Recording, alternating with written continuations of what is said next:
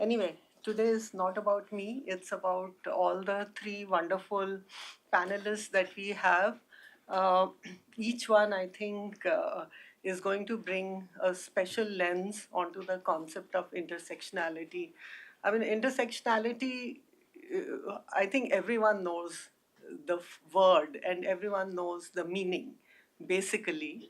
It's also been contested in the Indian context by many scholars, Mary John, and also Nivedita Menon kind of had a running feud, if I might say, over the concept. But I think nobody can do without the concept also today, because it captures something very fundamental and it draws attention to how you can how you have to look at positionality in any field, and also how you can analyze using the concept of intersectionality, and it yields rich dividends, I feel. I don't want to spend a lot of time because the speakers have 20 minutes each. I will just introduce them in the order. What I will do is I'll introduce all three right now. So then the flow can be seamless. And please note down your questions for each speaker because we'll take those at the end. Is that okay? Uh, so I first will be Dr. Smita Patil. And in India, I don't think she needs any introduction. Her work is very well known on caste, on gender, on a range of, both from a feminist perspective, a gender studies perspective. You're coming from a gender studies background in terms of feminist theories, in terms of, its applicability. She has researched its applicability to understanding Dalit women especially. Men have also looked at Dalit women. We have Gopal Guru and many other people. But I think she brings a special lens. So we very much look forward to her talk today. The title of her presentation is Return to Claims and Disciplinary Boundaries on the Present of Caste and Gender Formulations. So I guess she captures, in some senses, synoptically, all the work that has taken in this field and then brings us to the present.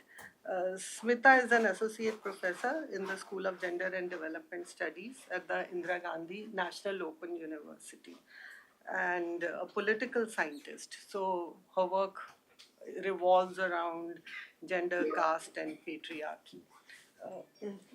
Next will be Shainal Verma, our lovely student, graduate student, who I also know very well. And I think her work is fascinating. It's also on Dalit women in an urban setting in Delhi. And I think most significant is the kind of fieldwork that she's doing, which I'm always very impressed by. The insights it brings.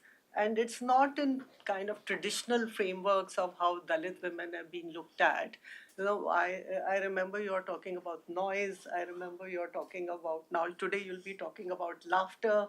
So there are so many interesting directions, I think, in which Shainal is taking the research, from kind of old worn frameworks. I think you're moving in new directions, and we absolutely look forward to her PhD thesis when it comes out. So, so she's a student of doing her PhD in our department in the discipline of sociology. The title of her talk is Laughing Out Loud: Dalit Women's Laughter and the Disruption of Casteist Structures.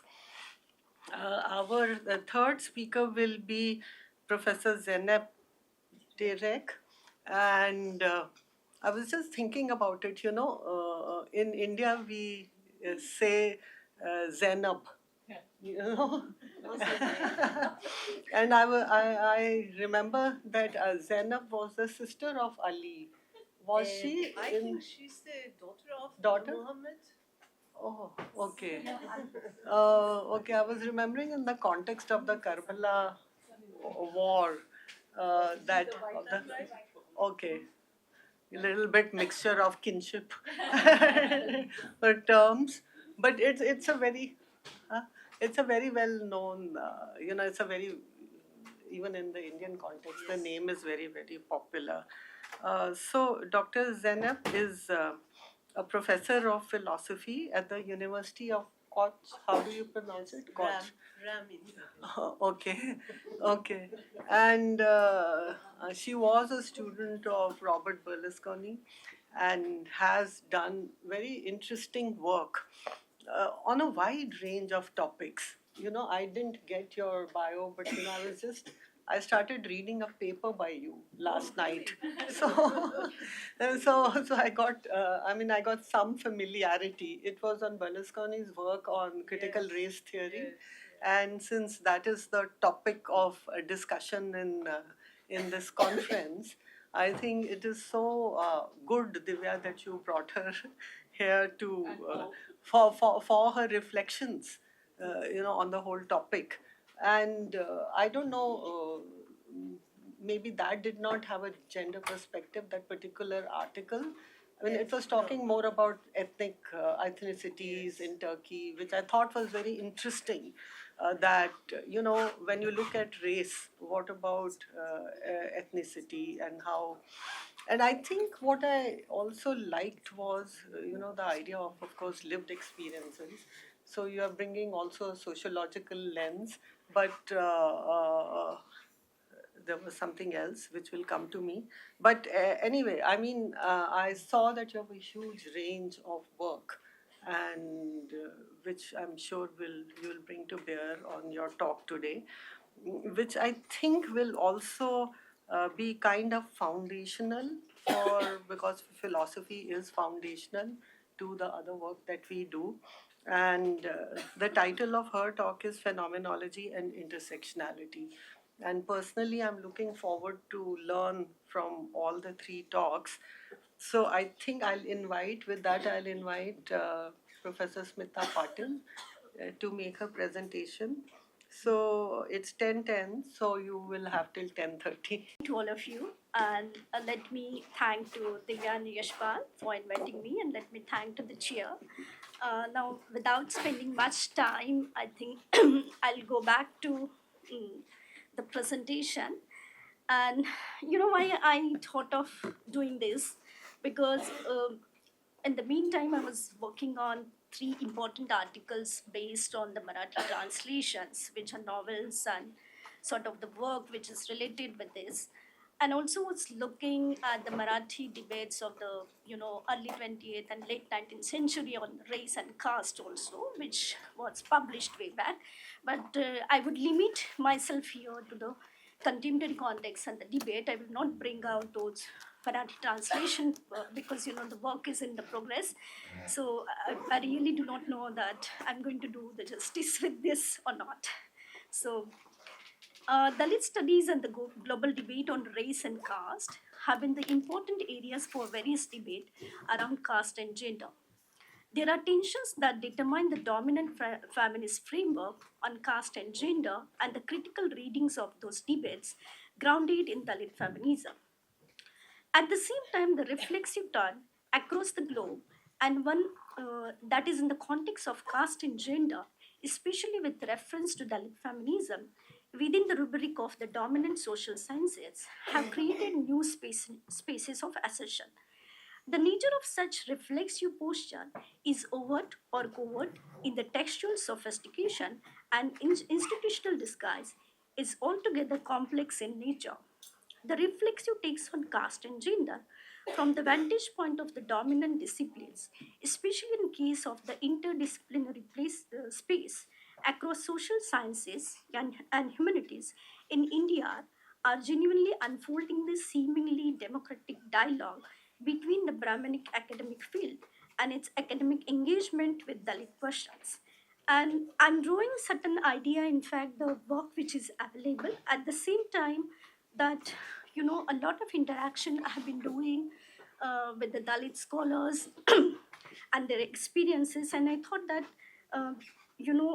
these ideas has to be reflected in a spaces where one can have a dialogue. The interventions and the inertia in such direction in the midst of the harsh realities of the Dalit woman and various section of the Dalits also demonstrate different pictures of the current social, political, academic scenario. These people strives to map those questions through the debates on some of the disciplinary developments in the context of caste, gender, and partly dealing with the race. It attempts to engage with some of the select perspective, its relation and departures at the level of thought and practice. The knowledge production in the realm of Indian social science and social composition of the intellectual have created distinct nature to social and political developments. The educational space in the modern India have been reproducing societal orders and its changing ideological forms in various ways. Caste is one of the central categories of such institutional structure and consequential knowledge production, especially in the exclusive field of the social sciences. Field of social sciences in India have been exploring the pre-colonial, colonial, and contemporary transformation of the caste. The debates around caste as a colonial category have attracted particular sections within the hegemonic academic spaces. Conflict and consensus around disciplines such as sociology and anthropology also reveal the underlying colonial and anti-colonial tensions. These debates within the discipline too determines the perspective on caste. Racist nature of the ethnography and the fieldwork are viewed in certain ways in social sciences. For instance, the ethnography and the racial theory are read in the context of the colonial interests. The debates on the categories of official anthropologist, colonial anthropologist, and whether the category of ethnology is used, then that of the anthropology as are part of the dominant anthropology discourse. uh, Bernard Cohn's approach to the anthropological history in relation to the construction of the modern India and colonial knowledge examined the colonial ways and the governmentalities related to the information have been a recurrent theme in the critics to colonialism. The role of the Orientalism, Indology, and the British colonialism in constructing caste and positioning it as a modern and culture creation of the colonial power structure, production of knowledge are central to Diracian take on the caste. Critics to Orientalism and related readings have been resulted in a new direction in South Asian studies. As discussed earlier, hegemonic anthropology and sociology in India have contributed to the imperial orders in various ways. At the same time, colonizers' impact on the social sciences in India has opened new possibilities to understand the much glorified aspect of the Indian society. Reading on nationalism to have widened the debates on caste and colonialism. Similarly, there are questions around the necessity of the decolonizing such realm of the sociology and anthropology. Caste as a category does is reformulated through such disciplinary nuances. I'm not going to go and get into this details, but I'm just sort of trying to bring out that I mean, as we know that there are debates and the Eurocentric nature of the disciplines, but the specific focus which I'm going to do is Dalit studies in general and Dalit feminism in particular. So Dalit studies and its larger social and political context needs to be understood in a different fashion. There are larger questions related to the institutionalization of Dalit voices and Dalit assertion that exists outside the ideological state apparatus. However, Dalit studies has been debunking the caste question and its various social and political levels in India. Academic interventions on Dalit questions have foregrounded its larger possibilities. However, the tension from the grassroots and academic enclosures have accelerated and extended the meaning of the theory and practice. I mean, if you look at the work of the Upendra Bakshi, for instance, in 1991, he very categorically said that Ambedkar was a forgotten figure, but today the situation is changed, right? Dalit scholars have already questioned whether social sciences in India are egalitarian or not, and we know the famous work of Gopal Guru, which he argued, and For instance, also the Carol Upadhyay has discussed about the Hindu nationalist nature and depoliticized way of social problem in Indian sociology. Indian sociology and its erasure of the caste and Ambedkar also shows the manner in which anti-caste and Dalit perspectives are subsumed under the category of homogeneous Indian sociology. And there are latest work by Vivek Kumar and Hanif which talked about this also.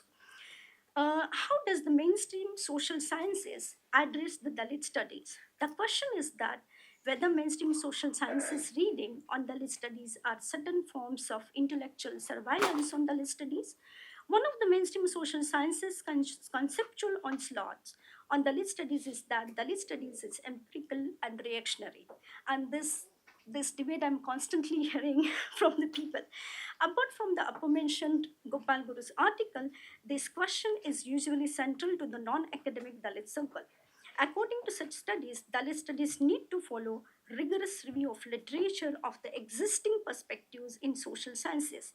This insistence of Dalit studies is based on the reading experience of the majority of non-Dalits in academic circle.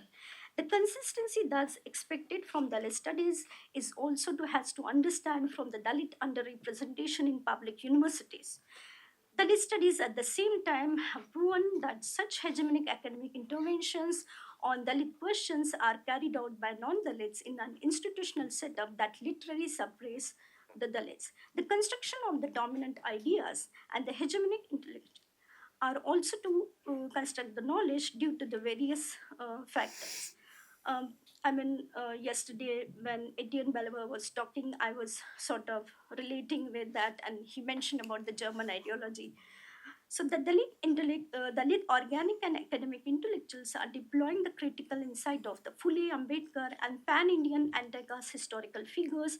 And we all of us knows that, for instance, that Periyar and others, Manguram, and there are a number of other people who contributed during that time also parallelly.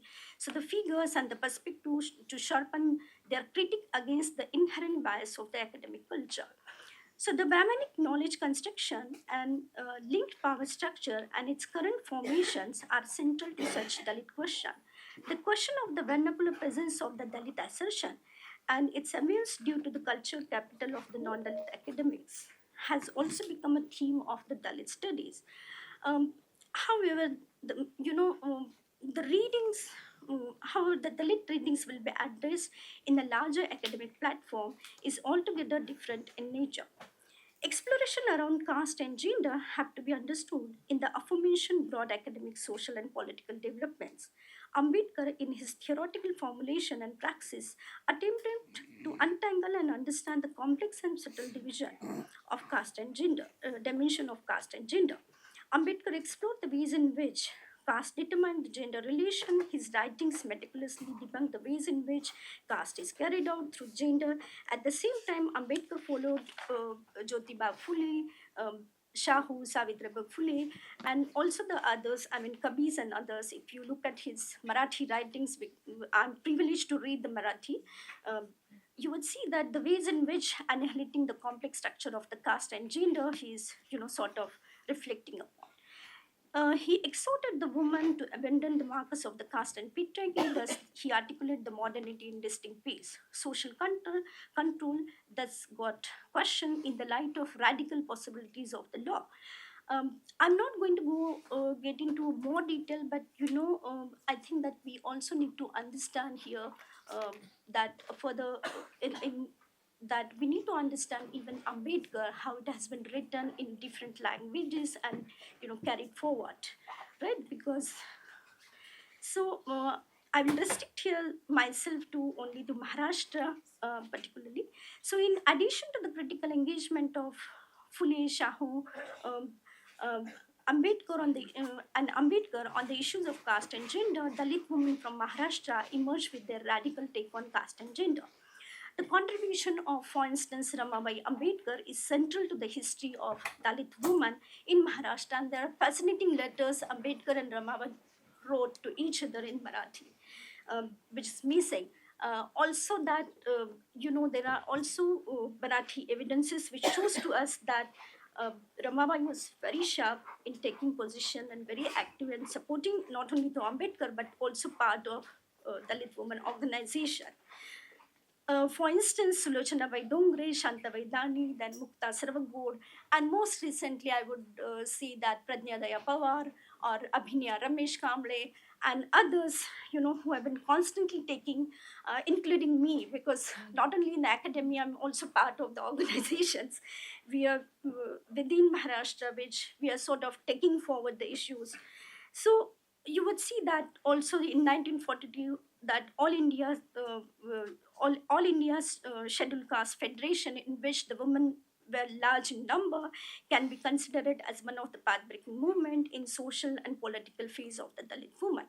For instance, the work of Urmila Pawar and Meenakshi Man, which Vandana Sunarkar translated. There is a most recent also the Marathi book written by a young scholar called Sunita Savakar, which is about Dhod Sambar Mahilan's Ambedkari Paring, which I will translate that the contribution of Dhod and Chambar community women in the Ambedkarite movement.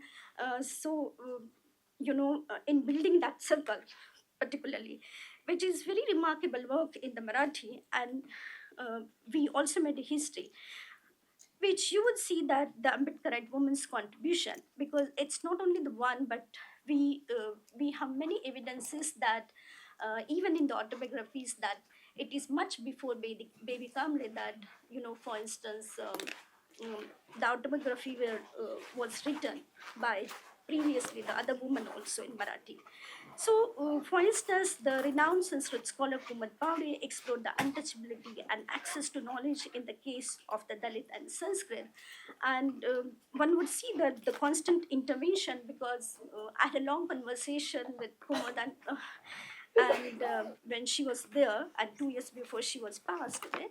So you would see that in 70s that at the ground level there was constant engagement with that debate with the local woman, and the initiative in Nagpur was taken by this woman in late 65 70s around. So um, and you would see that Dalit women writers like Baby Tai Kamble examine the crude realities of the Dalit lives, because she's talking about, I think, the issues during that time, 1945, and much before as a young person. And this is the most important book, I think, for the student of sociology, particularly. It's a kind of work which many anthropologists have actually, looked into that.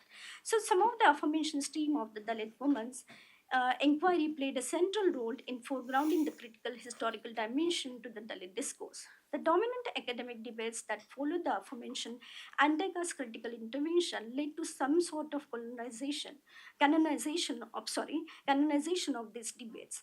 The shift needs to be read as a critical and open-ended space to re-articulate to assess whether any reflexive turn has occurred in the context of caste and gender has to or not. Uma Chakravarti's take on Brahmanical patriarchy re-articulated that the hierarchies based on caste and gender are the core structure of the Brahmanic social system. It is mentioned to oppress the upper caste woman and therefore have the sexual control over such woman. It is interesting to paternal succession and caste purity of the Hindu society. The culture markers and social control over women determine enforced widowhood and remarriage is not only the ideological option but also demographic ground of the relation of the production. There's also been a work of the Gail Omwed and which contradicts, and I think that the concept which Gail has formulated called social patriarchy, which is extremely relevant, which she wrote in 1991. And I think in Hathras context, I was using this debate of social patriarchy when I wrote to EPW. And it is dealing with, in fact, caste labor question modes of production, which I think is a very important right now at this juncture to when those scholars and students who are working on the land question of each region, particularly I see in north part of the India.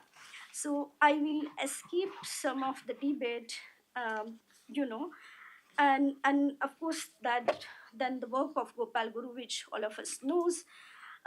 But we must also mention that when Gopal Guru wrote this debate of the patriarchy, external internal patriarchy, there was also a parallel debate which was going on on globalization, and Dalit women are sort of responding to that debate.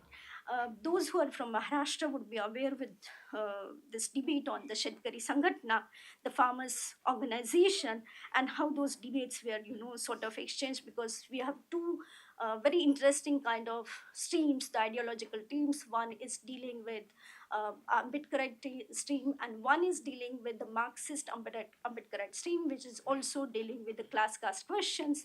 And forcefully, if you read the Marathi, the work, and of course that we all of us knows also the Sharmila Rege's work and the debate between Sharmila and Gopal Guru.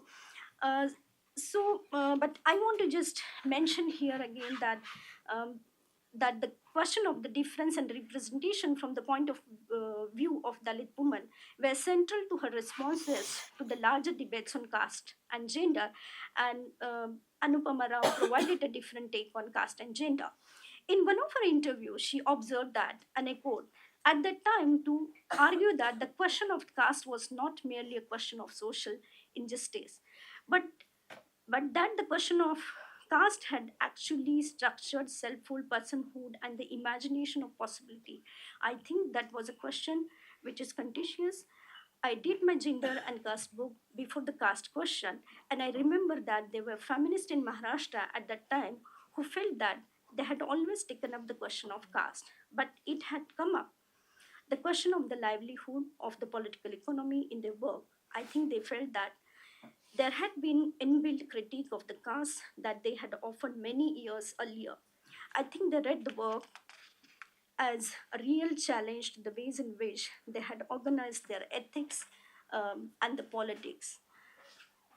So one would see, but I also wanted to mention here that um, one of the ways in which that very earlier phase that the Dalit feminist writing from the organic intellectuals and the Dalit community appeared in the midst of the critique of the Dalit politics as an essentialist and identitarian in its politics, and provided a critical twist to the narratives constructed on the social spaces of the Dalit woman in particular and Dalit in general. For instance, the work of Swati Margaret, in one of her introductory pieces on Dalit feminism, delineated the conspicuous silence on the caste and gender in the public university space. She analyzed, and I quote, our self perception is crucial for building our politics. I appeal to young Dalit women not to get subsumed in the reality micro identities of mainstream progressive movements, such as male Dalit movement or the upper caste feminist movement. It is only by retaining our unique voice within this movement that we can contribute meaningfully to these movements and benefit from them. Giving ourselves a separate space does not mean we want a complete break with these movements. Unquote. So, Dalit feminist inquiry in the context of anti-race feminist thought, especially Alice Walker's womanism, can be seen in one of the Dalit women's activists, like for instance, Shailaja's work or the work of Cynthia Stephens, which I think is a very significant work. Uh, for instance, that Cynthia Stephen argued that, and I quote, the Dalit womanism paradigm will be invested with its own meaning from its own political and geographical location, just as Black African womanism is imbued with its own meanings. Dalit womanism will be broad enough to include the experiences not only of the Dalit woman in general, but also sensitive thought to provide space for the expression of the diversity of the experiences of the religious minority, tribal, ethnic identities who are, presently termed subaltern, and these can be cannot be, it's a process, in fact, and our key speaker on the day first was trying to mention this. Um, Professor Dhanda, that yeah. So I will just stop it here, but I would like to take questions because uh, sort of that what are the possible ways in which one can sort of explore the race debate in this context. Thank you. Thank you so much. To reflect a little bit more on intersectionality, I think you came to it very at the very end.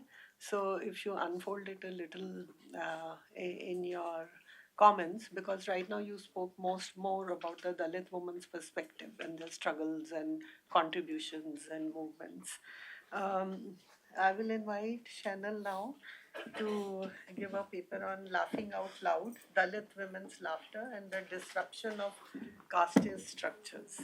First of all, thanks to all of you for making time for my presentation. I like to begin with a quote by Mark Twain, who says, "The secret source of humor is not joy but sorrow. There is no humor in heaven." I wanted to begin with this quote also because there is a certain sort of rage within me as I speak.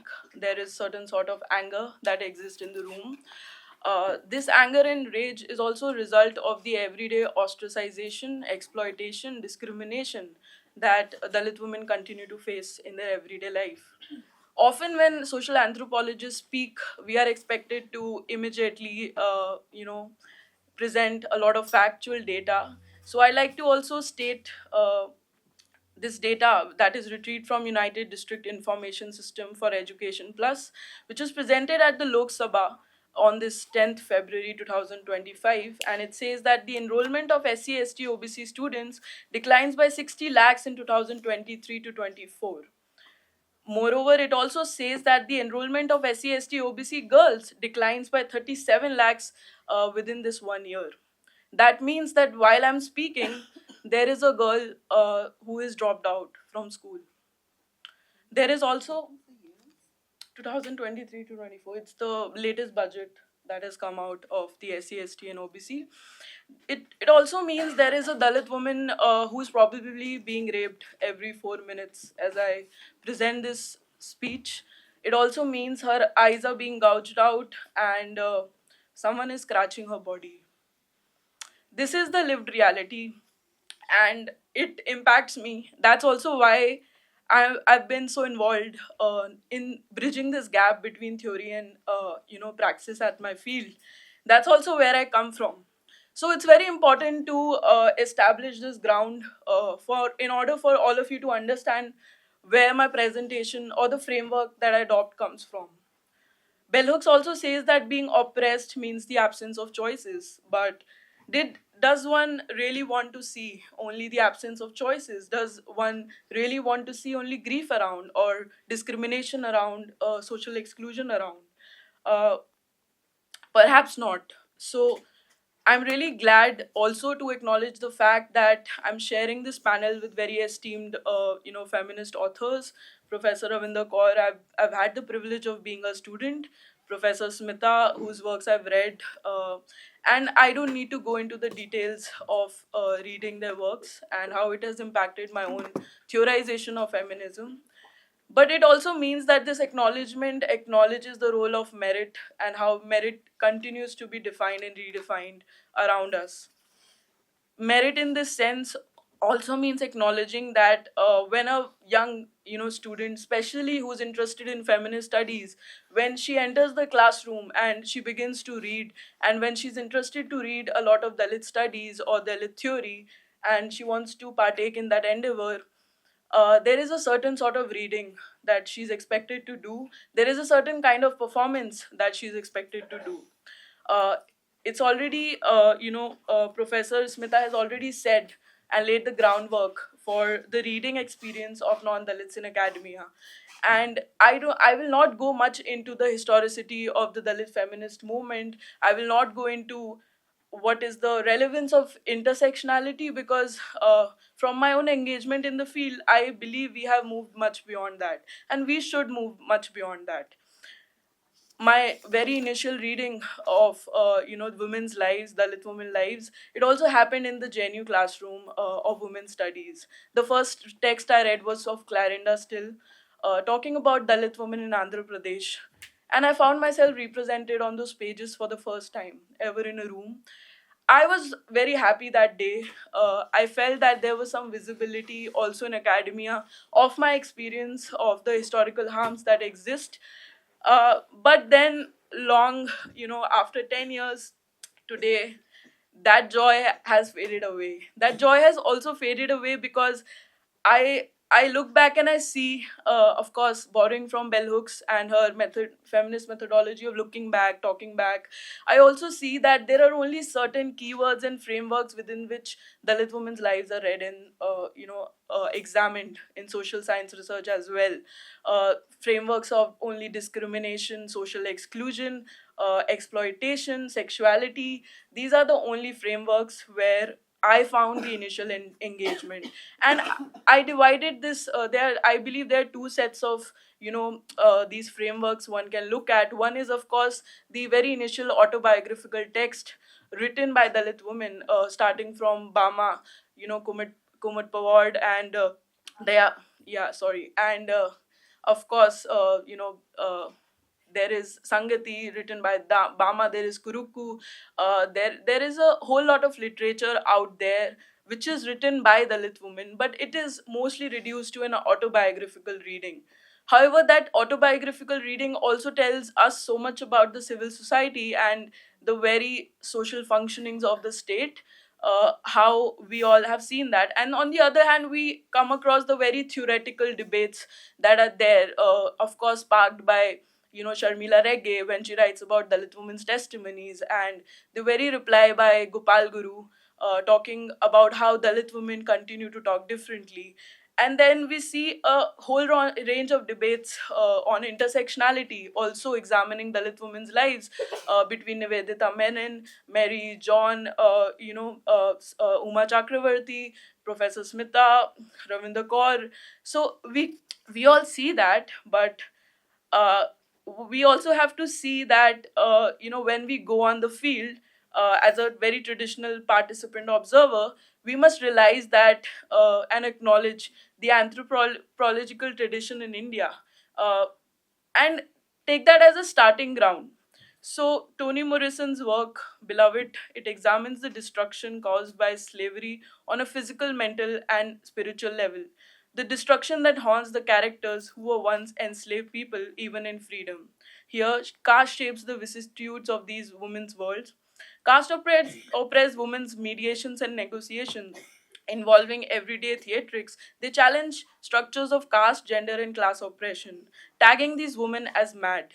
Therefore, my ethnographic dwelling on laughter, it argues how laughter is a binding force and a survival mechanism for these women to beat everyday casteism in the neighborhood. Laughter conveys their will to resist the forces of caste domination. I'll be now talking about some of my, ethnographic fieldwork. It was sitting between a group of Dalit women, one day, who were preparing to sing the hymns and ballads of Baba Sahib Ambedkar. And the main singer was Rekha, and she was adjusting her right thigh to place a two-headed drum, which is called a dholak, with a spoon in her hand, making tinkling sounds on the drum as she was giggling with the other Dalit women in the room. These women, who identify themselves as casteless, they gear up for an intense 2 hour singing and dancing performance. Samta, a Dalit activist and NGO worker, she remains an exception in the crowd because she identifies as a Buddhist and not a Hindu. She's seen guiding the women to sit in a proper circle, requesting them to make more space for women who may arrive later. Samta is exhilarated with joy, and so are other women wearing visible markers of being Hindu: a kalava, which is a sacred thread on the hand, a bindi, a colored mark on the forehead, or a long stretch vermilion, which is worn by married Hindu women. A shared struggle and understanding of being Dalit and women brought these women under the same roof to share joy through performance. Rekha, who I was anticipating to start with some revolutionary anti-caste music, she starts the devotional performance singing Jai Ganesh, the music of a Hindu god. Some women laugh at this, some are fully devoted to continue singing. The second song follows: Baba तू है सबका मालिक तू है मेरा साथी तेरी ही आरती हम उतारे. An ode to Ambedkar as a remake of the traditional Durga Aarti. Hearing this, a fierce Samta says, "Hey sister, you should have said Jai Bhim first. Have you forgotten who fought for your equality and dignity?" Samta looked at me and then broke into laughter. What to do with them? Samta has spent her entire life creating more avenues and classrooms for these girls and other children, underprivileged children in Mahipalpur. I don't say anything in response and laugh with her. This shared laughter with Samta has a contagious effect. It invited the entire Ambedkarite Mahila Mandal to break into more laughter. But what exactly was the object of their laughter? Is it easy to leave something one has preached since childhood, even when this preaching means being repeatedly told and reading, you are impure, you are untouchable, don't touch the gods or be near them? The categorical difference between a scheduled caste woman, an Ambedkarite woman, and a Buddhist woman is blurred in their collective laughter, negotiating the contours of religiosity, rites of passage, and resistance. The critique of an inaccessible academic language for these women was visible every time I used an academic term in front of them. When I asked them if they have heard of the word intersectionality, or as it's called, Pratichedan, and explain how it is a framework that is used in academic circles to explain their lives, they paused and the pupil of their eyes dilated, with them doing everything in their, articulation to understand where I was coming from, and they tried their best to fake an interest in the conversation, sometimes even controlling their laughter, almost doing everything to not release the harsh blow of air spitting on my face. This laughter died a silent death beneath their breaths. This conveyed the gap between Dalit women's lives in academia. How was I to cover this gap in theory? I searched for a medium that was not essentialist in nature, nor reflected conventional patterns of examining Dalit women's lives through frameworks of grief. I found that laughter is the medium connecting these two worlds of academia and the field. Dalit women's life worlds and their opportunities are limited. We all know that. Often, I also found Bhagwati, a 75-year-old Dalit woman, sitting outside her home. Bhagwati usually narrated stories of gruesome violence in the Dalitwada and her life. She narrated how two children's bodies, one 5-year-old and the second 2-year-old, were found a month apart, dumped in the shanty towns near where she lives, a kilometer away. She said, maybe this is what considered normal now, this apathy, this ignorance for the marginalized and their bodies. She continues, I lost my husband to cancer, I lost my son to alcoholism, and then she paused. I sat observing the environment around and found three boys who were younger at me gazing at her side. I was not intimidated by them, but by then Bhagwati shouted, look at these heroes, Shah Rukh, Salman, and Amir, and broke into laughter again, making me laugh really loud. She continued, if you want prime footage of oppression, come in the evening or just video call me. I will show you what men and boys do here while we women sit at home with hungry kids tied to our chest, waiting for the men to bring us money, food, milk, or candy. Just video call me. She kept saying this with a lot of laughter, but I couldn't laugh this time. A critical reading of caste and gender meant noticing the multi layered laughter, the kind of laughter Dalit women begin their narratives of oppression with and choose to end these narratives with. In their speech, laughter becomes the grounding for marking a resistance that challenges the structures of caste, gender, and class exploitation. When I began my fieldwork in 2022, like many first generation Dalit girls exploring academia, I, I've already said this how I found the portrayal. And it was only till until I stopped looking or feeling that I should also look at the stories of Dalit women success, celebration, laughter, and I could not really find them reflected. There's a sizable population of Dalits that live in Mahipalpur and its ghettos, with kids dropping out of school to work as computer operators, salesmen, palawali didi, sweepers, vegetable and fruit sellers, carpenters, and domestic helpers, with their houses crammed with no space to do yoga or a visible tree in sight, where the scope of being mobile is also defined by invisible boundaries of caste and class, with the sociality and social harmony of the caste oppressors ending at the gates of the oppressed. In these gates, the niceties don't enter. While I witnessed these sensibilities of the oppressed as well as the oppressors and carried them with my research analysis, wherever I sat, the memories of Dalit women laughing followed me. These memories were added to the repository of what Bama referred to as rebellious celebration, a response to the hardships Dalit women face in her novel Sadgadi. She writes, my mind is crowded with many anecdote stories, not only about the sorrows and tears of Periya women, but also about the lively and rebellious culture Their eagerness to not let life crush or shatter them, but to swim vigorously against the tide, about the self confidence and self respect that enables them to leap over threatening adversities by laughing and ridiculing them, about their passion to live life with vitality, truth, and enjoyment, about their hard labor. As a social anthropologist who understands the implications of oppression, far-sighted and debilitating, I understood the importance of tracing these multifaceted meanings and transgressions embodying the laughter of the Dalit woman. Samta ends often our conversations saying that, laughing that we didn't choose our caste, location, and this struggle, yet we will continue to smile with this laughter in our bellies. A blog run by Professor Vijita also says that I like to believe that all Dalit women are naturally equipped with the capacity to laugh menacingly. How? I don't know, but they just do. Someone once said that a good, strong laugh is one that shrinks cocks down. It is true. Nothing shrivels a cock and Savarna pride more than the loud, vulgar laugh of Dalit women. Therefore, my choice has been to place the agential forms of resistance of Dalit women at the forefront and also see how Dalit women's loud forms of laughter disrupt, subvert, and beat Brahminism. Or, in the words of Gajendran Ayutharan, Pax Brahminica. I borrow from Goldstein's analysis of laughter in the Brazilian favela. Goldstein observes a paradox.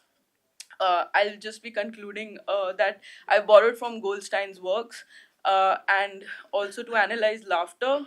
There is a lot in my ethnography, and I will urge you to read my chapter and thesis when it comes out because it's almost impossible to cover a lot and also to not do injustice to my own ethnography.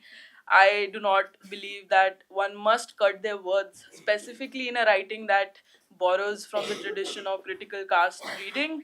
There are details that really matter, and these are the details that uh, students, especially of ethnography, must look out for, because these details really tell us that the very psychology expressions or what we see as only psychological or what we see might only be there in literature, it exists around us. It could be a gaze, it could be something as novel as a word or a remark.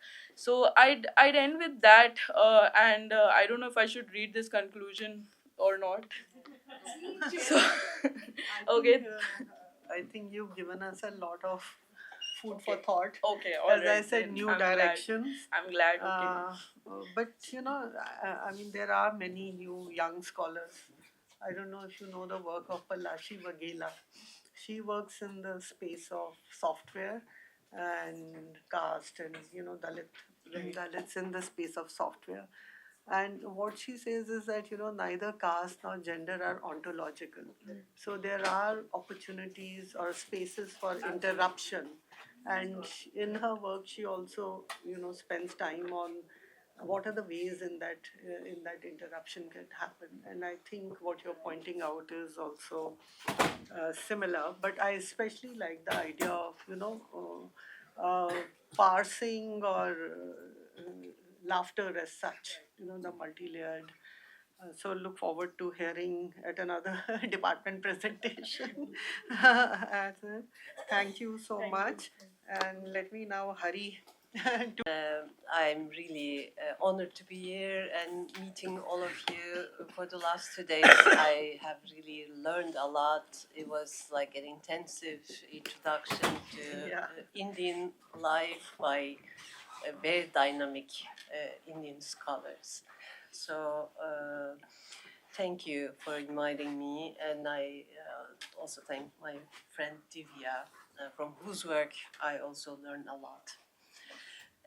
I'm afraid my talk is going to be very dry after these fantastic interventions about Dalit women's lives. So it's about a reflection about phenomenology and intersectionality. Phenomenology in recent years gave birth to a sub-discipline called critical phenomenology. Generally defined, critical phenomenology focuses on various forms of inequalities. It's a new way of questioning socially, historically, and politically constructed inequalities, informed by concepts evolved within the discipline of phenomenology, understood in a broad sense. Critical phenomenology is often inspired by the work of phenomenologists such as Jean-Paul Sartre, Simone de Beauvoir, Maurice Merleau-Ponty, and Frantz Fanon, and considers their ways of addressing problems of oppression. Wasn't existentialist phenomenology already a critical phenomenology? Indeed, existentialist phenomenology had already questioned the foundation and limits of phenomenology as a transcendental philosophy of consciousness, its concern with situated subjectivity and embodiment, and attempt to think the transcendence of the embodied subject lays the foundations for the critique of oppression in our own day. Merleau-Ponty contributed to this trend with the new ontology in general and his account of the appearance of class consciousness in particular. Simone de Beauvoir offered an analysis of sexual oppression and age oppression based on the first-person lived experience. Fanon, in Black Skin and White Masks, reflected on the lived experience of the Black and then evaluated colonialism and racism as a system, thus giving the first impetus to a critical phenomenology that goes beyond the first person experience. Certainly, the major interventions made by the critical phenomenology concerns methodological problems such as the meaning, relevance, and applicability of the phenomenological reduction, intentionality, and constitution. Without going into the details, into the historical details of these concepts, we can attribute all of them to Husserl's phenomenology. Merleau-Ponty understands the phenomenological reduction as bracketing the abstract philosophical problem of reality or existence for enabling us to reflect on how we experience our existence in the natural attitude. In other words, to ask the question about the constitution of the sense of our experiences. The reduction is never complete in the sense that we can loosen the intentional ties that connect us to the world, but we cannot cut them completely to take an outsider's perspective or a bird's eye view. Critical phenomenology's orientation towards the constitution of the sense of the lived experience of oppression will make intersectionality a central theoretical concern for us. Though they did not specifically thematize intersectionality as Kimberly Crenshaw envisioned it in feminist theory in the 1990s, phenomenologists' contributions can theoretically aid in our analysis and interpretation of the intersecting structures of experience in order to ascertain what Sartre, Merleau-Ponty, Simone de Beauvoir, and Frantz Fanon were considering when they employed the term intersection, as well as to find out whether the issue of intersectionality was foreseen or recognized without the term being explicitly manifesting itself as intersectionality in their writings.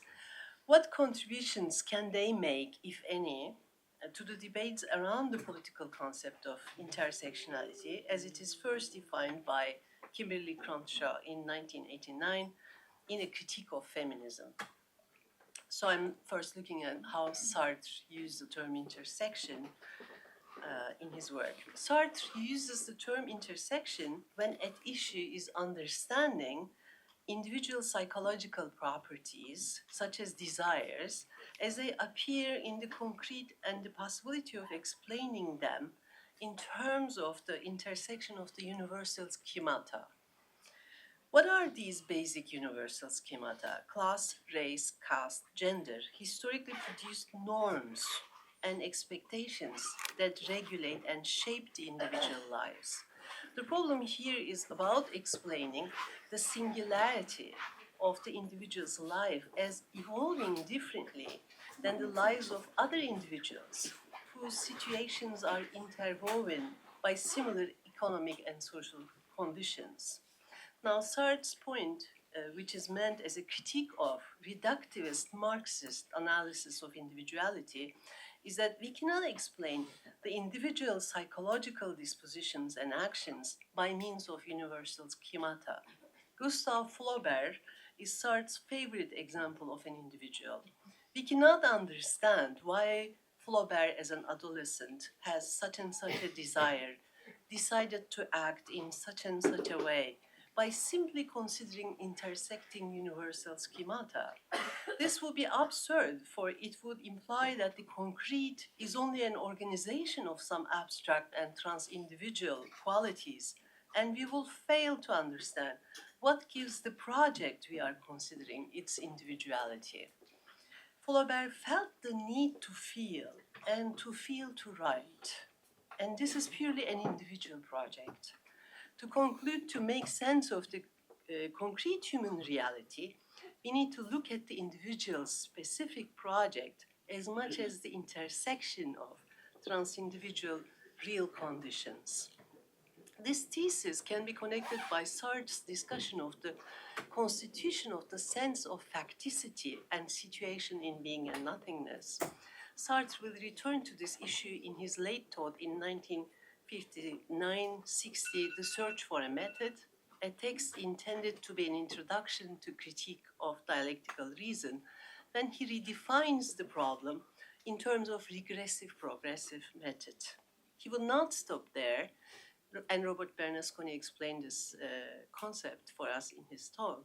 He would not stop there, given that the problem belongs to the core of Sartre's notion of dialectic. He wrote a very long biography of Flaubert to think it through. He criticizes Marxism for explaining the individual experience in terms of general laws and makes a synthesis of Marx and existentialism that overcomes this problem. I believe Sartre's problem is still at the heart of intersectionality as we understand it today. Can we account for the singularity of the individual experience just by looking at intersecting schemata, or should we pay attention to the individual's project, the individual as capable of approaching a situation with an end, intentionality, and transcendence? Sartre taught that there is a dynamism of forces between the historically contingent schemata and the human capacity for transcendence.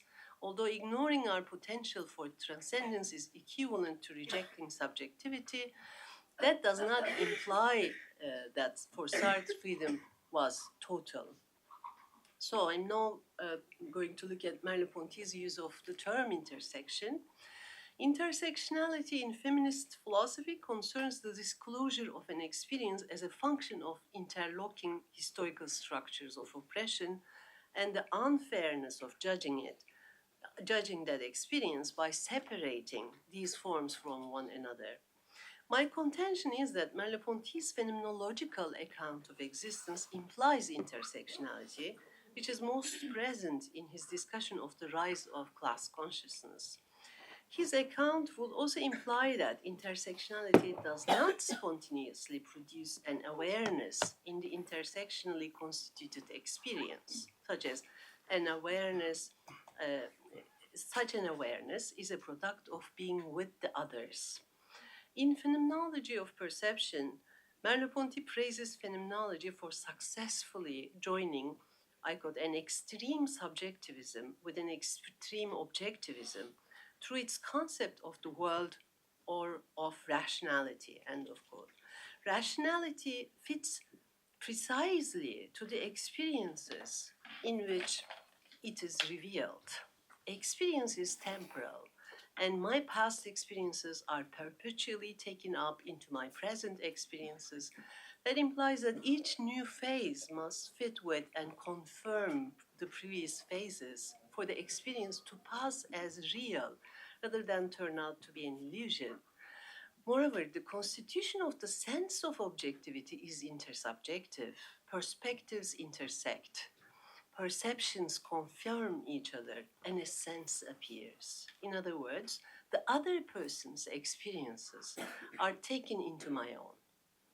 This is a rejection of the possibility of sense as a sense of pure being separated from subjects. I got transformed into an absolute spirit or transformed into a world in the realist sense, end of quote. The phenomenological world is not pure being, but rather the sense that shines forth at the intersection of my experiences with one another and at the intersection of my experiences with those of others through a sort of gearing into each other. Because the phenomenological world of concrete reality is thus inseparable from subjectivity and intersubjectivity, that the philosopher of relations, that is, intersections, we take the first step to become responsible for our own history. For Merleau-Ponty, reflective understanding is only a necessary condition of assuming responsibility, which also requires, I quote, a decision to which we commit our lives, end of quote. Decision is a, I quote, violent act whose truth is confirmed through its being performed, end of quote. The account of the relation with others as intersectional is not the only use of intersectionality in Merleau-Ponty. In his discussion of spatiality in Phenomenology of Perception, he tells us that, I quote, my body has a certain hold on the world, end of quote. Existential spatiality is already intersectional. For my motor intentions and my perceptual field, the spectacle and my actual and virtual body intersect.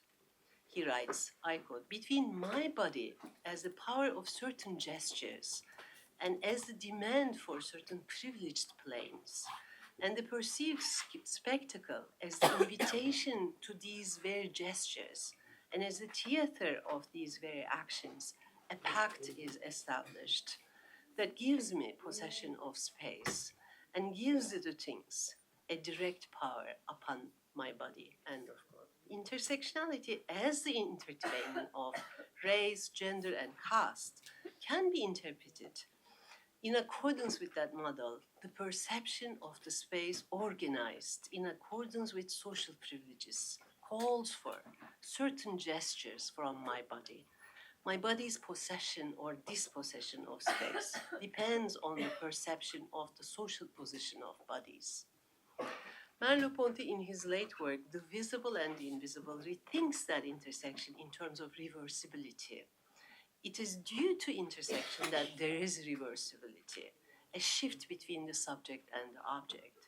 Intersectionality and reversibility undergird Merleau-Ponty's notion of flesh. However, reversibility in the political sense that amounts to the radical transformation of the social and existential space is only an ontological possibility, the realization of which rests on reflection, decision, and action. Merleau-Ponty's discussion of oppression and his account of the rise of the consciousness of oppression makes use of both kinds of intersectionality I brought up above. The awakening to the reality of oppression is not automatic insofar as one can make up or believe in ideological accounts of reality. However, the relation of my body to the world, the hard work and poverty I suffer, and the experiences of others, what they go through in their own situations, contributes to my understanding of my specific situation as oppressive. In the chapter on freedom, Merleau-Ponty regards existence as situated and historically, socially, and economically conditioned, and conceives the possibility of overcoming it in the possibility of communal action. What does he mean by conditioning? Conditioned by what? I believe Sartre, in his late thought, gives the best answer for that. Conditioning is not an abstract determination by a mentality, by some prejudices. We are conditioned by the practical inert structures of a system, making possible the exploitation of the oppressed by the oppressor. How much time do I have? Okay. So lastly, I will talk about Simone de Beauvoir. I won't have time to talk about Fanon. Okay, and that's where the real discussion of intersectionality comes in. Okay, Margaret Simmons in Beauvoir and the Second Sex, Race and the Origins of Existentialism tells us that Beauvoir's reflection on oppression in general in Ethics of Ambiguity and her discussion of sexual oppression in the second sex are already inspired by anthropologist Gunnar Myrdal and the black novelist Richard Wright. Gunnar Myrdal is cited in America Day by Day and Richard Wright in the second sex. Simmons argues that Richard Wright influenced Beauvoir's philosophy by giving her a theory of racial oppression and liberation. The notion of the double consciousness of blacks under racial oppression, which Wright inherits from V.E.B. Du Bois, has been a model for Beauvoir's articulation of the double consciousness of women constituted as other. The connection between the stipulation of the oppressed as other and emergence of a double consciousness in the oppressed is the first contribution. Secondly, Wright's phenomenological description of black experience of oppression provides a phenomenological alternative to Myrdal's objectifying social science methodology and the economic reductionism of Marxist orthodoxy. In both Wright and Beauvoir, the lived experience becomes a resource for challenging popular ideologies and stereotypical discourses that cover over and distort the concrete reality. Beauvoir thinks racial and sexual oppression analogically. By separating these forms from one another, Simmons tells us that racial oppression becomes a model for Beauvoir to understand sexual oppression. Although Simmons does not take that into consideration, Beauvoir also uses the term caste. In the second sex, she defines woman as a sex caste. I argue that caste happens to be the middle term between sex or gender and race in Beauvoir. She sees the sex problem as a sort of caste problem and caste problem as a sort of race problem. In the introduction, she writes, I quote, economically, men and women almost form two castes. All things being equal, the former have better jobs, higher wages, and greater chances to succeed than their new female competitors. They occupy many more places in industry, in politics, and so forth, and they hold the most important positions. End of quote.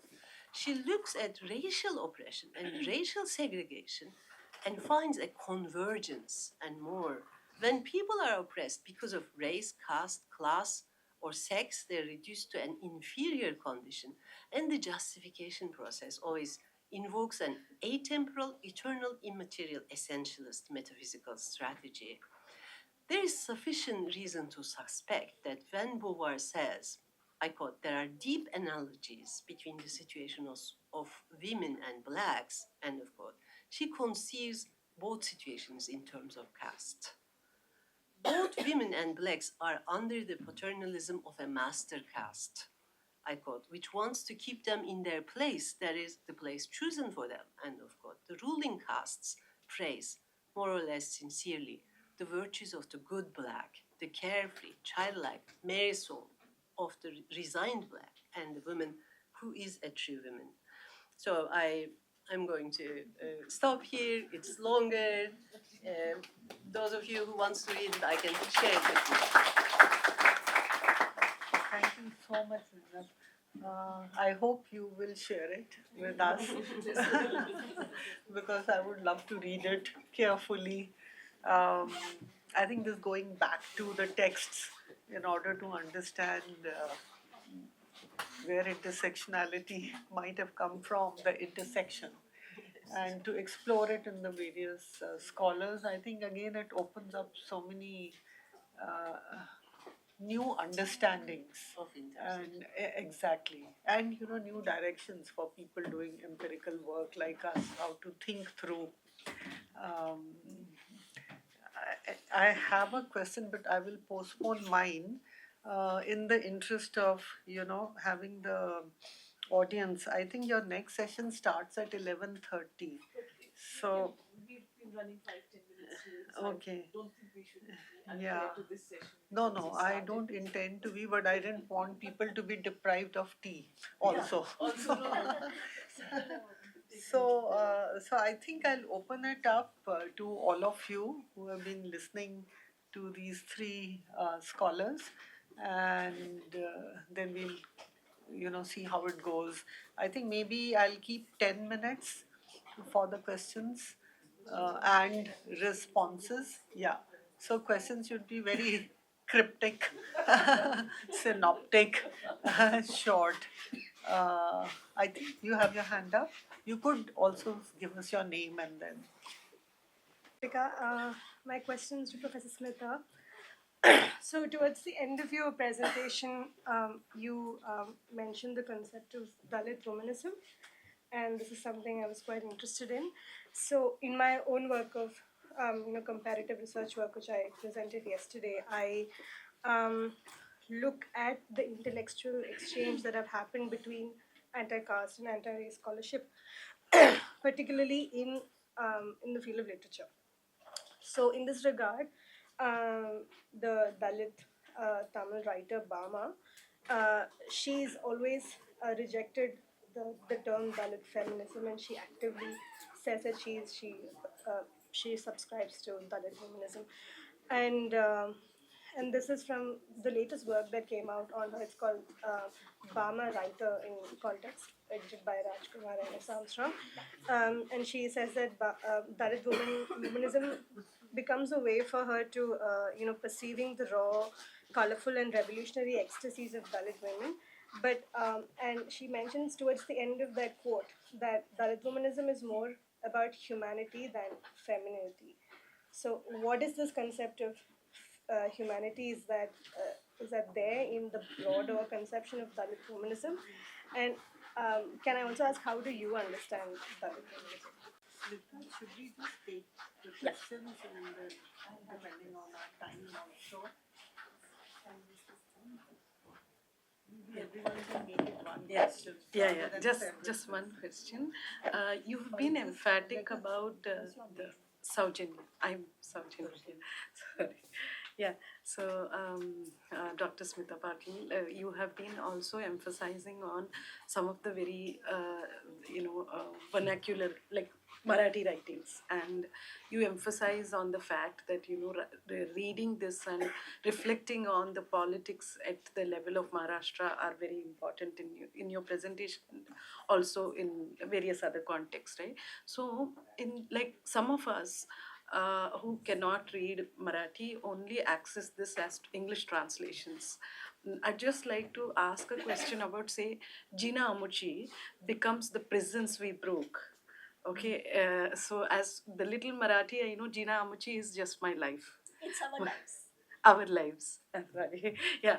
It's a that. very collective term. Okay, so our So there is a lives politics of become translation. something else. Yeah, would you like to, would you care to comment on the politics of these translations of Marathi writing? Yeah.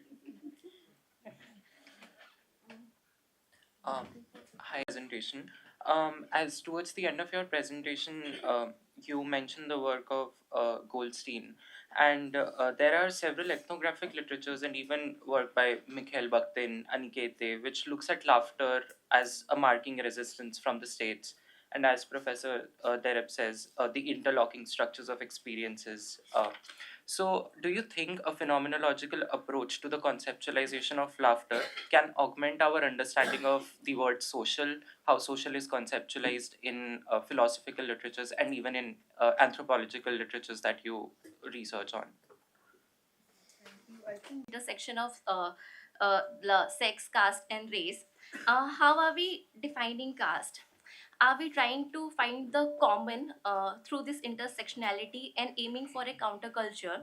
And can an Ambedkarite thought of liberty and equality be a lens for it after this intersection? Thank you. I'm inclined to, it's wonderful papers, all of them, and I'm just inclined to make some connections very briefly. To use Zeynep, I'm more impressed by Kath's critique of dialectical reason, and in one essay I've written, compared Ambedkar and Saath on own collective action. What do we learn from? And so I wanted to think, you've talked about the importance of singularity, not losing sight of singularity of the individual when we are trying to combine with that. But I want to say, why don't we think about the singularity not of the individual project, but the singularity of a collective project. Dalit activism is always, I think, always ought to be seen as a part of collective projects. And there are huge differences between different ways that uh, uh, individuals who are joined up with others as in collectivities are expressing their singular response. So instead of thinking only in terms of the individual singularity, maybe we need to think about collective singularity, but uh, as a collective.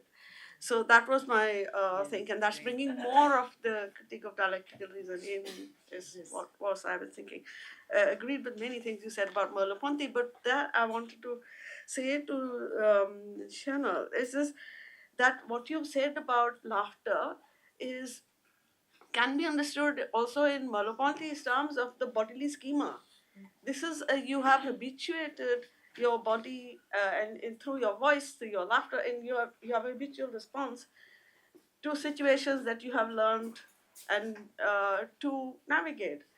But what I really liked about what you said was the layered laughter. So moving on from a habituated bodily response to a more reflective, thought out response where there is also deliberate adjustment, adaptation to new circumstances where you find yourself. You say a lot about your own adaptation as well, and so I would think that that it would be really interesting to see how you can use and on Smita, I wanted to say what I gathered, just to connect it to the others. I wanted to say that I wonder what's the role of history, our memories of movements, which I think a lot of the time, when you're talking about the feminist movements, people are not just responding to what they find, but they're also responding to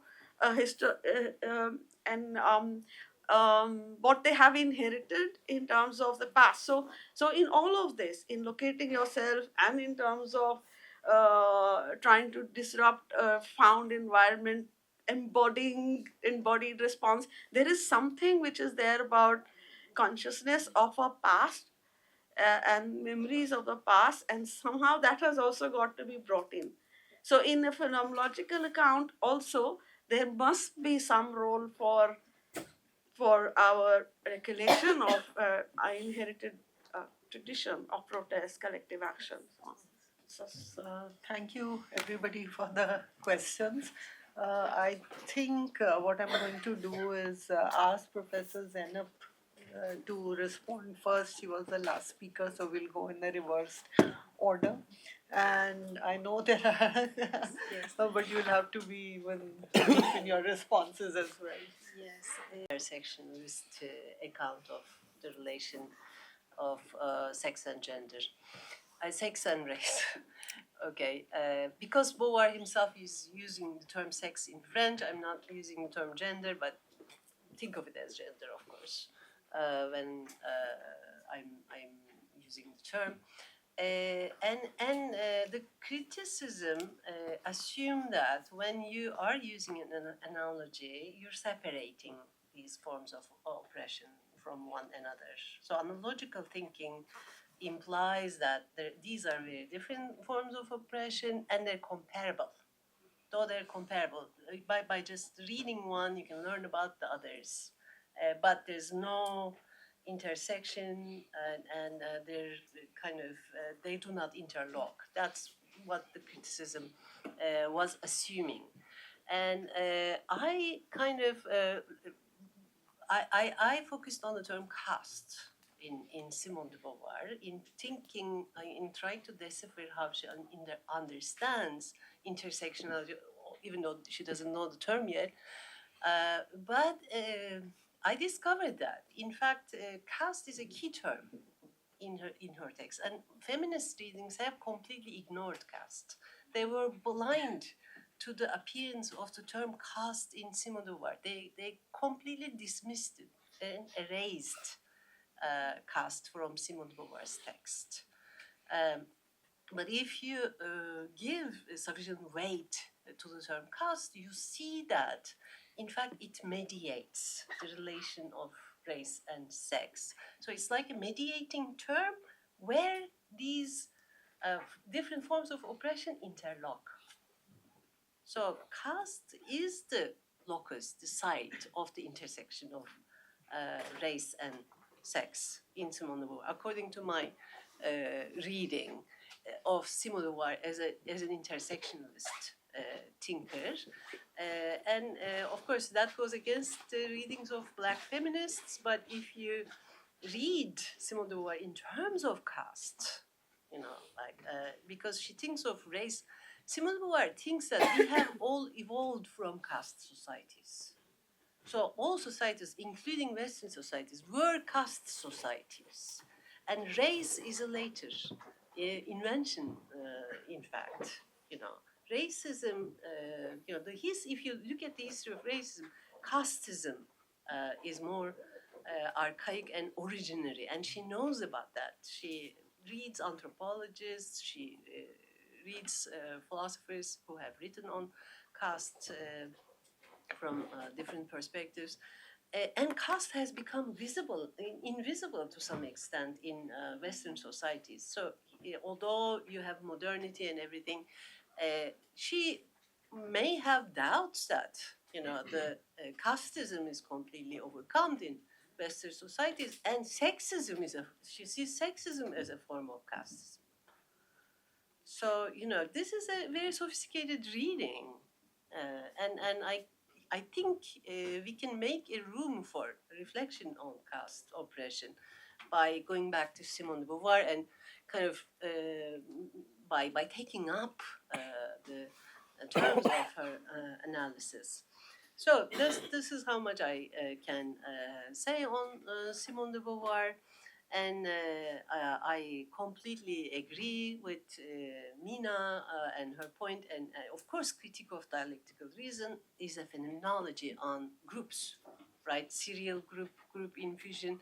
So, singularity of groups is very much an issue, and project, singularizes. The specific project singularizes the, groups as they exist, not just individual, but also groups. And singularity is a big problem in the critique of dialectical reason.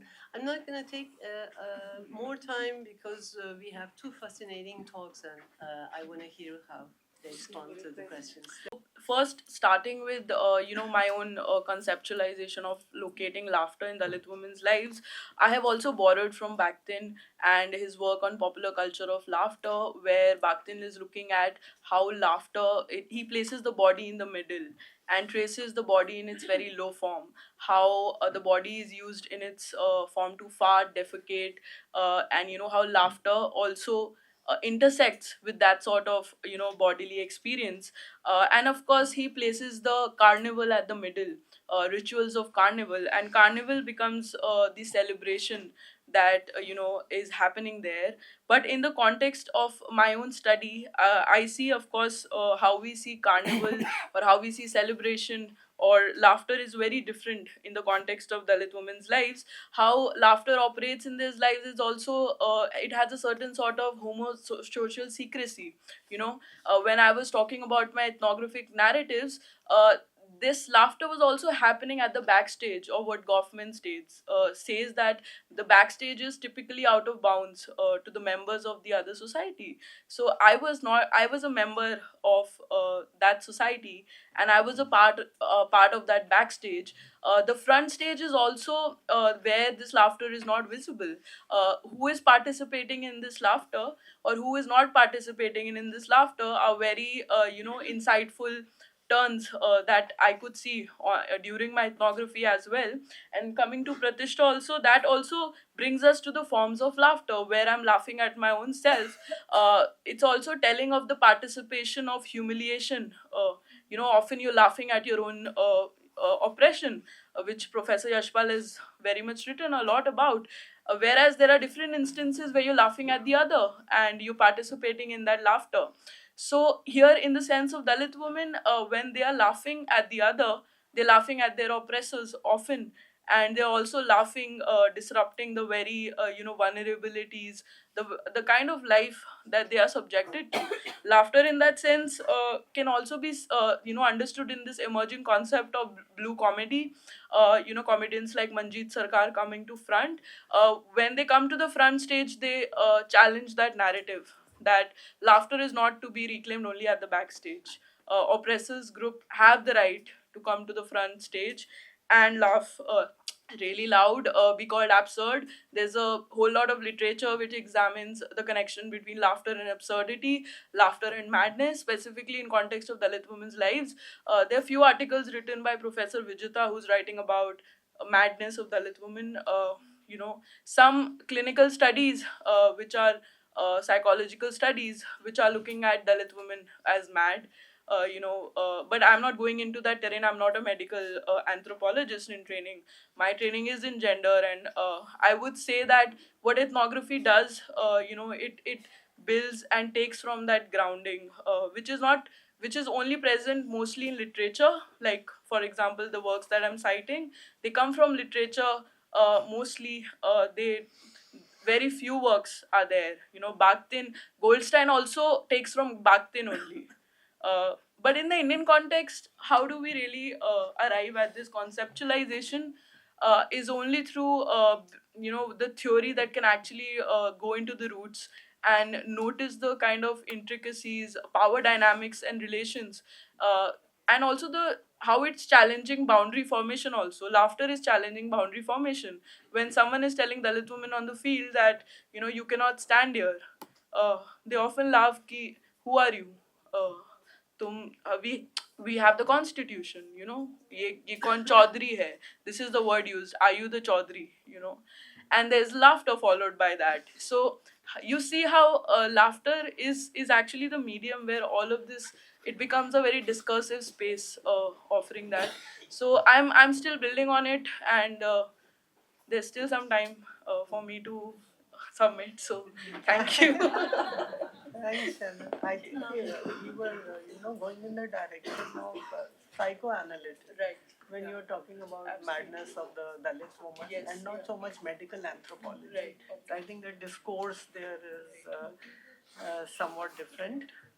But also, I don't know, we need to have a conversation about Bhakti some other time. And that Elias Yeah. Kennedy is a very important source to understand laughter, maybe beyond Bhakti. Sometimes Bhakti can have its also limits. There's also Laura Bohannon's return to laughter, although in an anthropological concept context. There's also in the Journal of Humor. Okay. Yeah, Look yeah, at I that. did check that. There are a lot of debates.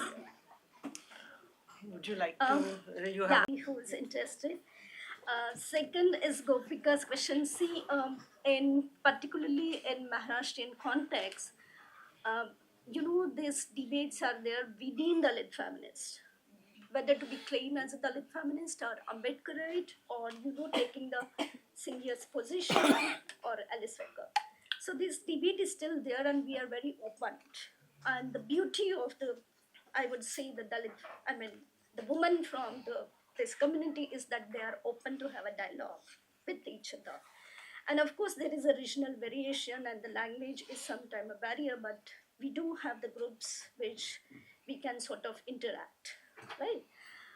Coming back to your question, I think on feminism, my personal take, I think I would like to share with you because it's in the ongoing process, so I would not right now comment. The second question, which Sarojini asked about it, I must mention, there is a lot of problem in the translation people who are doing, who are not, and I think I was the one who was correcting you to someone yesterday to pronounce the correct Marathi words, the pronunciation and the meaning about Manuski word. So there is, coming back to your question, see there is also been a debate, what she brought out, drawing from second sex. I mean, many Dalit feminists talked about Mukta Salve's essay. And that would be, we call it a departure point where this debate of intersectionality can be seen very thoroughly. But there's a problem in translation if you look at Susie and Kaylalita's book. So, and every book which is translated, I think that the people who did a translation, I think it should be the young generation, women from this community should come up and translate, because it's more meaningful, amazing, and sometimes it's very, very difficult. Not only Maya Pandit, even others also. I could see that even, I mean, there are other books also. It's not only the Maya's work only.